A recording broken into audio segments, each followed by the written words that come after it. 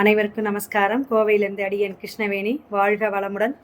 இந்த பதிவில் நம்ம பார்க்க போகிறது என்னன்னு பார்த்தீங்கன்னா, 10ஆம் தேதி 10/6/2025 வந்துட்டு சாவித்திரி விரதம் அப்படின்ட்டு வருதுங்க.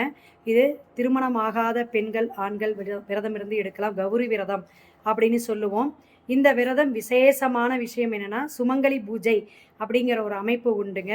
இந்த கௌரி பூஜை சாவித்திரி விரதம் அப்படிங்கிறதுல நம்ம உட்காந்து பெண்கள் எல்லாருமே குடும்ப தலைவியாக இருக்கக்கூடிய சுமங்கலி பெண்கள் எல்லாம் சத்தியவான் சாவித்திரி கதையை பாராயணம் பண்ணலாம் அல்லது கேட்டுட்டு வரலாம்.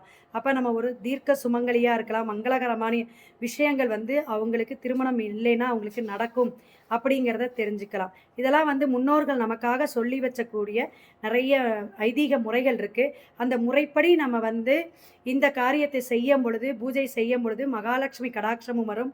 அதே போல் நமக்கு தீர்க்க சுமலியாக வாழ்கிறதுக்கான அமைப்பு வரும் அப்படிங்கிறத தெரிஞ்சுக்கலாம். சிவாய நம. திருச்சிற்றம்பலம்.